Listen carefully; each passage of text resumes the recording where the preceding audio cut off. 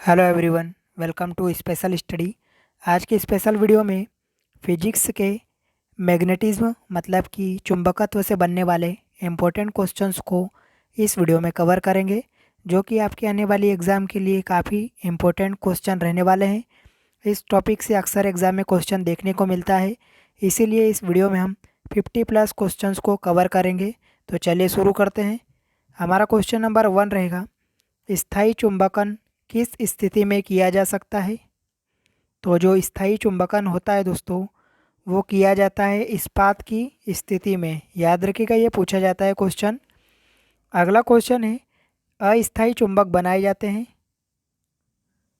तो जो अस्थायी चुंबकन होते हैं वो किसके बनाए जाते हैं। तो याद रखिएगा, जो अस्थायी चुंबक होए वो नर्म लोहे के बनाए जाते हैं, और ये काफ़ी बार पूछा गया है क्वेश्चंस, आईएमपी है। ठीक है, बढ़ते हैं आगे। क्वेश्चन नंबर 3 है, विद्युत चुंबक नर्म लोहे के बनाए जाते हैं, किस कारण से। तो विद्युत चुंबक को नर्म लोहे से बनाया जाता है, आपको पता है। तो ये अधिक चुंबकीय प्रवृत्ति तथा अधिक धारण क्षमता के कारण नर्म लोहे के बनाए जाते हैं। याद रखिएगा इसको भी। अगला क्वेश्चन है, यदि एक चुंबक को दो भागों में विभक्त कर दिया जाए तो क्या होगा। तो अगर किसी मैग्नेट को हम दो भागों में विभक्त करते हैं तो दोनों भाग पृथक पृथक चुंबक बन जाते हैं। याद रखिएगा, दो जो भाग हमने डिवाइड करते हैं वो दोनों अलग अलग मैग्नेट बन जाते हैं। तो ऑप्शन नंबर ए यहाँ पर राइट हो जाएगा। आगे देखते हैं, क्वेश्चन नंबर 5 है, किसी चुंबक की आकर्षण शक्ति सबसे अधिक कहाँ होती है। तो आपसे पूछा है कि किसी चुंबक की आकर्षण शक्ति सबसे अधिक कहाँ पर होती है। तो ये होती है दोनों किनारों पर। ठीक है, इसको भी याद रखिएगा। अगला क्वेश्चन, किसी चुंबक की आकर्षण शक्ति सबसे कम कहाँ होती है। तो सबसे कम होती है दोस्तों मध्य में। याद रखिएगा, अगर सबसे अधिक की बात करें तो किनारों पर, और सबसे कम की बात करें तो मध्य में। याद रखिएगा दोनों को। अगला क्वेश्चन है, क्वेश्चन नंबर 7, निम्न में से कौन सा कथन असत्य है। तो चुंबक के समान ध्रुवों के बीच प्रतिकर्षण होता है। ठीक है, ये यहाँ पर सत्य हो जाएगा। चुंबक के विपरीत ध्रुवों के बीच आकर्षण होता है, ये भी सत्य है। एक विलग ध्रुव का कोई अस्तित्व नहीं होता है, तो ये भी यहाँ पर कथन सत्य हो जाएगा। किसी चुंबक को बीच से तोड़ देने पर इसके दोनों ध्रुव अलग अलग हो जाते हैं, तो ये यहाँ पर गलत हो जाएगा। ठीक है, तो हमारा ऑप्शन नंबर डी इस क्वेश्चन का सही आंसर होगा। अगला क्वेश्चन, चुंबकीय क्षेत्र का मात्रक होता है। काफ़ी इंपॉर्टेंट क्वेश्चन, काफ़ी बार देखने को मिला है ये क्वेश्चन। तो चुंबकीय क्षेत्र का जो मात्रक होता है वो होता है गॉस। याद रखिएगा इसको भी। बढ़ते हैं आगे। चुंबकीय फ्लक्स का मात्रक है। तो चुंबकीय फ्लक्स का जो मात्रक होता है वो होता है वेबर। ठीक है, अगला क्वेश्चन है, निम्नलिखित में से कौन लोह चुंबकीय पदार्थ नहीं है। आपसे पूछा है कौन लोह चुंबकीय पदार्थ नहीं है। तो कौन नहीं है, तांबा इसका सही आंसर होगा। 11 नंबर क्वेश्चन है, निम्नलिखित में से कौन अनुचुंबकीय पदार्थ है। तो आपको बताना है अनुचुंबकीय पदार्थ कौन सा है। तो ऑक्सीजन यहाँ पर अनुचुंबकीय पदार्थ हो जाएगा। अगला क्वेश्चन देख लेते हैं दोस्तों, लास्ट तक बने रहिएगा, काफ़ी इंपॉर्टेंट क्वेश्चन रहने वाले हैं। लोह चुंबकीय पदार्थों के भीतर परमाणुओं के असंख्य अतिसूक्ष्म संरचनाओं को क्या कहा जाता है। तो परमाणुओं के असंख्य अतिसूक्ष्म संरचनाओं को हम कहते हैं डोमेन। याद रखिएगा, ऑप्शन नंबर सी जो दिया है डोमेन, इस क्वेश्चन का सही आंसर होगा। अगला क्वेश्चन है, एक डोमेन में परमाणुओं की संख्या कितनी होती है। तो जो एक डोमेन होता है उसमें 10 की घात 18 से 10 की घात 21 परमाणुओं की संख्या होती है। इसको भी याद रखिएगा, पूछा जाता है। अगला क्वेश्चन देख लेते हैं, क्वेश्चन नंबर 14, स्थायी चुंबक जिस पदार्थ का बना होता है वह होता है। तो स्थायी मैग्नेट जो बनाए जाते हैं दोस्तों, वो बनाए जाते हैं फेरोमैग्नेटिक पदार्थ से। याद रखिएगा इसको। अगला क्वेश्चन है, मुक्त रूप से निलंबित चुंबकीय सुई किस दिशा में टिकती है। तो मुक्त रूप से लटकी हुई चुंबकीय सुई जो होती है वह कौन सी दिशा में टहरती है? तो उत्तर दक्षिण दिशा में। याद रखिएगा, ये भी काफ़ी बार एग्जाम में देखने को मिला है क्वेश्चन। बढ़ते हैं आगे। क्वेश्चन नंबर 16 है, चुंबकीय कंपास की सुई किस ओर इंगित होती है? तो किस दिशा में इंगित होती है ये? तो चुंबकीय उत्तर एवं चुंबकीय दक्षिण, मतलब कि उत्तर दक्षिण में इंगित होती है। तो ऑप्शन नंबर सी यहाँ पर राइट होगा। अगला क्वेश्चन है, निम्नलिखित में से कौन एक अचुंबकीय पदार्थ है? तो आपको बताना है अचुंबकीय पदार्थ कौन सा हो जाएगा। तो पीतल जो दिया है यहाँ पर अचुंबकीय पदार्थ कहलाएगा। ठीक है, याद रखिएगा इसको। आगे बढ़ते हैं। 18 नंबर क्वेश्चन, स्टील को चुंबकीय स्टील को चुंबकीय करना कठिन है, किस कारण से?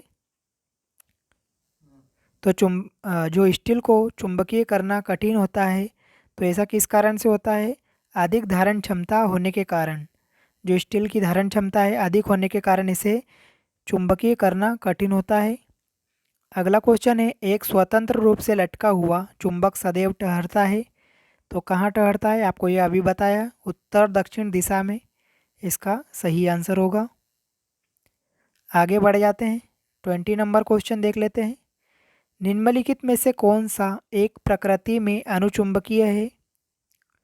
तो क्या होगा अनुचुंबकीय? अभी आपको मैंने बताया पहले क्वेश्चन में, ऑक्सीजन यहाँ पर राइट आंसर होगा। अगला क्वेश्चन, निम्नलिखित में से कौन विद्युत अचुंबकीय है? तो आपको बताना है विद्युत अचुंबकीय पदार्थ। तो इनमें से कौन सा हो जाएगा? तांबा हो जाएगा विद्युत अचुंबकीय मटेरियल, याद रखिएगा इसको भी। नेक्स्ट क्वेश्चन है, चुंबकीय याम्योत्तर और भौगोलिक याम्योत्तर के बीच का कोण को क्या कहते हैं? तो इन दोनों के बीच के जो एंगल कहलाता है वो कहलाता है चुंबकीय दिक्पात, याद रखिएगा इसको भी, ये भी पूछा जाता है दोस्तों। आगे बढ़ते हैं। 23 नंबर क्वेश्चन है, निम्नलिखित में से कौन सा धातु चुंबक द्वारा आकर्षित नहीं होता है? तो कौन सा धातु चुंबक द्वारा आकर्षित नहीं होता है? तो याद रखिएगा एल्यूमिनियम जो होता है वो मैग्नेट के द्वारा आकर्षित नहीं होता है, याद रखिएगा इसको भी। अगला क्वेश्चन है, निम्नलिखित में से कौन प्रतिचुंबकीय है? तो प्रतिचुंबकीय जो होता है वो होता है बिस्मथ, याद रखिएगा इसको भी। आगे बढ़ते हैं। एक शक्तिशाली चुंबक होता है, तो एक शक्तिशाली चुंबक क्या होता है? केवल लोहा एवं उसकी मिश्र धातुओं को आकर्षित करता है किंतु किसी को प्रतिकर्षित नहीं करता है। तो ऑप्शन नंबर सी यहाँ पर राइट होगा। ठीक है, अगला क्वेश्चन देखते हैं, मुक्त रूप से अपने गुरुत्व केंद्र पर अवलंबित चुंबकीय सुई क्षैतिज के साथ जो कोण बनाती है उसे क्या कहते हैं? तो चुंबकीय सुई क्षैतिज के साथ जो कोण बनाती है उसे हम कहते हैं नमन कोण, इसको भी याद रखिएगा दोस्तों। अगला क्वेश्चन, किसी चुंबकीय पदार्थ को विचुंबकीय किया जा सकता है? तो किसी चुंबकीय पदार्थ को विचुंबकीय किया जा सकता है किसके द्वारा? तो हथौड़े से भी पीट कर हम कर सकते हैं और गर्म करके भी कर सकते हैं। तो याद रखिएगा जो दोनों दिया है इसका सही आंसर होगा कि चुंबकीय पदार्थों को हम हथौड़े से भी पीट कर विचुंबकित कर सकते हैं और गर्म करके भी कर सकते हैं। तो इन दोनों तरीके से कर सकते हैं, याद रखिएगा इसको भी। अगला क्वेश्चन है, विद्युत धारा का चुंबकीय प्रभाव सर्वप्रथम अवलोकित किया गया। तो विद्युत धारा का जो चुंबकीय प्रभाव है ये सबसे पहले अवलोकित किया गया था ओरस्टेड के द्वारा। दोस्तों अगर आपको वीडियो अच्छा लग रहा हो, मेरी मेहनत अच्छी लग रही हो, तो प्लीज़ वीडियो को लाइक कीजिएगा और चैनल पर नए हो तो प्लीज़ सब्सक्राइब करके बेल आइकन को प्रेस जरूर कीजिएगा ताकि ऐसे ही आपको इम्पोर्टेंट टॉपिक वाइज एमसीक्यू के रूप में वीडियो रेगुलर मिलती रहे। ठीक है, तो यही उम्मीद करूँगा कि आप चैनल को ज़रूर सब्सक्राइब करोगे। बढ़ते हैं आगे। ध्रुवों पर नमन कोण का मान कितना होता है? तो ध्रुवों पर जो नमन कोण का मान होता है वो होता है 90 डिग्री। ठीक है, आगे बढ़ते हैं। 30 नंबर क्वेश्चन देख लेते हैं, मुक्त रूप से लटकी हुई चुंबकीय सुई का अक्ष भौगोलिक अक्ष के साथ एंगल बनाता है, तो चुंबकीय सुई का अक्ष भौगोलिक अक्ष के साथ जो एंगल बनाता है वो होता है 80 डिग्री। ठीक है, 18 डिग्री याद रखिएगा इसको। अगला क्वेश्चन, एक स्थिर चुंबक हमेशा दर्शाती है, तो अभी मैंने आपको बताया क्या, उत्तर उत्तर और दक्षिण दक्षिण दिशा को दर्शाती है एक स्थिर चुंबक। आगे बढ़ते हैं, 32 नंबर क्वेश्चन देख लेते हैं। फ्लक्स घनता और चुंबकीय क्षेत्र की क्षमता का अनुपात किसी माध्यम में होता है, उसका तो क्या होता है, उसका पारगम्यता। तो ऑप्शन नंबर डी यहाँ पर राइट हो जाएगा। अगला क्वेश्चन है, वह क्रिया जिसके द्वारा धातु को अचुंबकित बनाया जाता है, तो कौन सी क्रिया कहलाती है जिसमें धातु को अचुंबकीय बनाया जा सकता है, तो ऐसी प्रक्रिया को हम बोलते हैं डीमैग्नेटाइजेशन। ठीक है, याद रखिएगा इसको भी। अगला क्वेश्चन है, चुंबकीय सुई किस तरफ संकेत करती है, तो चुंबकीय सुई जो होती है वो संकेत करती है उत्तर की तरफ, याद रखिएगा इसको। अगला क्वेश्चन है, फ्लेमिंग के बाएं हाथ का नियम दिशा बताते हैं, तो फ्लेमिंग का जो बाएं हाथ का नियम है वो दिशा बताता है किसकी, तो विद्युत चालक में बल की दिशा जब चालक चुंबकीय क्षेत्र में है। तो याद रखिएगा ऑप्शन नंबर सी जो दिया है इस क्वेश्चन का सही आंसर होगा। अगला क्वेश्चन है, निम्नलिखित कथनों में से कौन सा कथन असत्य है, तो आपको चारों कथन पढ़ के बताना है और असत्य कथन को चुनना है। ठीक है, तो किसी चुंबक के आसपास चुंबकीय क्षेत्र होता है, ये कथन सही है। अगला बोल रहा है, विद्युत चुंबकीय प्रभाव की खोज का श्रेय ओरेस्टेड को है, तो ये भी कथन सही है। यदि कंपास सुई को चुंबक के निकट रखा जाए तो वह उत्तर दक्षिण दिशा में न रुककर किसी विशेष दिशा में व्यवस्थित होती है, तो ये भी यहाँ पर सही हो जाएगा। किसी विद्युत धारा के आसपास चुंबकीय क्षेत्र उत्पन्न नहीं होता है, तो ये यहाँ पर असत्य कथन है। ठीक है, याद रखिएगा ऑप्शन नंबर डी जो दिया है इस क्वेश्चन का सही आंसर होगा। ठीक है, आगे बढ़ जाते हैं, 37 नंबर क्वेश्चन है, विद्युत चुंबकीय प्रेरण के नियमों का उपयोग निम्न में से किसको बनाने में किया जाता है, तो विद्युत चुंबकीय प्रेरण के नियमों का जो उपयोग किया जाता है तो किसे बनाने में, जनरेटर को बनाने में, याद रखिएगा, जिसको कि जनित्र भी बोलते हैं हम। अगला क्वेश्चन है, डायनमो का कार्य सिद्धांत निम्नलिखित में से किससे संबंधित है, तो जो डायनमो होता है दोस्तों वो परिवर्तित करता है यांत्रिक ऊर्जा को विद्युत ऊर्जा में। इसको भी याद रखिएगा, काफ़ी बार पूछा जाता है, ये आईएमपी क्वेश्चन लगा लीजिए। अगला क्वेश्चन है, डायनमो के कार्य करने का सिद्धांत है, तो डायनमो को जो कार्य करने का सिद्धांत है वो कौन सा सिद्धांत है, विद्युत चुंबकीय प्रभाव, याद रखिएगा, इलेक्ट्रोमैग्नेटिक इफेक्ट जिसको हम बोलते हैं। अगला क्वेश्चन है, विद्युत मोटर निम्न सिद्धांत के अनुसार कार्य करती है, तो जो इलेक्ट्रिक मोटर होती है हमारे घरों की वो किस पर कार्य करती है दोस्तों, तो ये करती है फैराडे के नियम पर। इसको भी याद रखिएगा, काफ़ी बार एग्ज़ाम में देखा गया है। अगला क्वेश्चन है, ट्रांसफार्मर के क्रोड बनाने के लिए निम्नलिखित पदार्थों में से कौन सा अधिक उपयुक्त होता है, तो ट्रांसफार्मर के जो क्रोड बनाए जाते हैं उसके लिए यूज़ किया जाता है नर्म लोहा। ठीक है, सॉफ्ट आयरन। आगे बढ़ जाते हैं, 42 नंबर क्वेश्चन देख लेते हैं। ट्रांसफार्मर का सिद्धांत आधारित है, काफ़ी बार ये भी पूछा गया है क्वेश्चन, तो ट्रांसफार्मर का जो सिद्धांत है वो किस पर डिपेंड करता है, तो विद्युत चुंबकीय प्रेरण के सिद्धांत पर, याद रखिएगा इसको भी, काफ़ी बार ये भी देखने को मिला है दोस्तों। ठीक है, अगला क्वेश्चन है, ट्रांसफार्मर क्या करता है या ट्रांसफार्मर क्या है, तो ट्रांसफार्मर जो होता है वो एसी वोल्टेज को घटाने या बढ़ाने का काम करता है। ठीक है, अगला क्वेश्चन देख लेते हैं, लेंज का नियम है, तो लेंज का नियम क्या कहलाता है, ऊर्जा संरक्षण का नियम। इसको भी बार बार पूछा जाता है क्वेश्चन, ये याद रखिएगा इसको भी। चलो बढ़ते हैं आगे, 45 नंबर क्वेश्चन देख लेते हैं दोस्तों। यदि किसी चुंबक का तीसरा ध्रुव हो तो तीसरा ध्रुव कहलाता है। ठीक है, अगर किसी चुंबक का तीसरा ध्रुव है तो उस तीसरे ध्रुव को हम क्या बोलेंगे? तो याद रखिएगा, परिणामी ध्रुव। ठीक है, ये भी पूछा जाता है। अगला क्वेश्चन, पृथ्वी एक बहुत बड़ा चुंबक है, इसका चुंबकीय क्षेत्र किस दिशा में विस्तृत है? तो इसका जो चुंबकीय क्षेत्र है दोस्तों, वो विस्तृत होगा दक्षिण से उत्तर की ओर।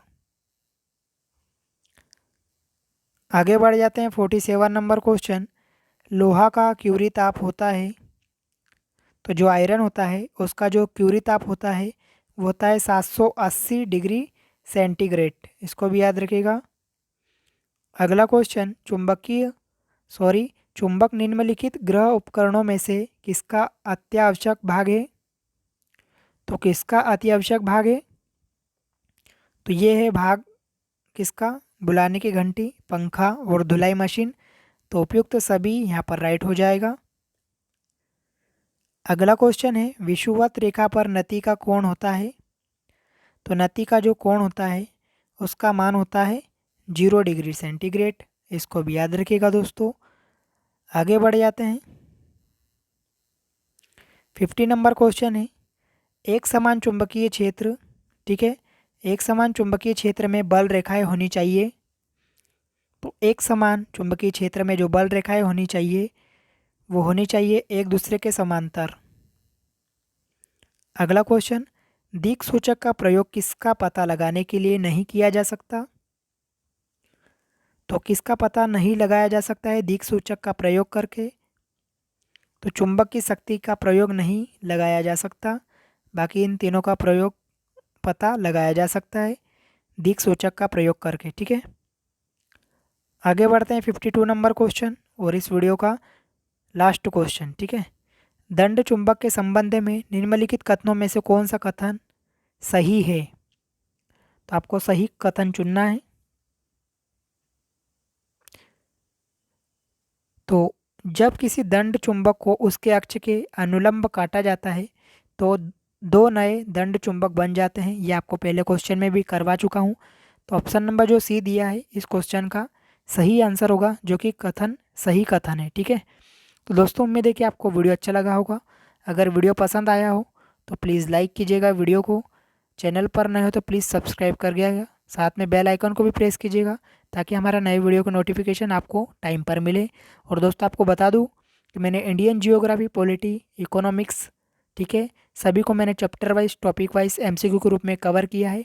अगर उन वीडियोस को आप देखना चाहते हो तो ऊपर दिए गए आई लिंक पर जाकर आप देख सकते हो, या आपको डिस्क्रिप्शन में प्लेलिस्ट मिल जाएगी, वहाँ से भी जाकर उन वीडियोस को ज़रूर देखिएगा, बहुत फ़ायदा होने वाला है आपको। ठीक है, तो यही आशा करूँगा कि आप चैनल को ज़रूर सब्सक्राइब करोगे, ज़रूर हमें सपोर्ट करोगे। तो चलिए मिलते हैं इम्पोर्टेंट टॉपिक के साथ नेक्स्ट वीडियो में। जब तक के लिए जय हिंद, ऑल द बेस्ट।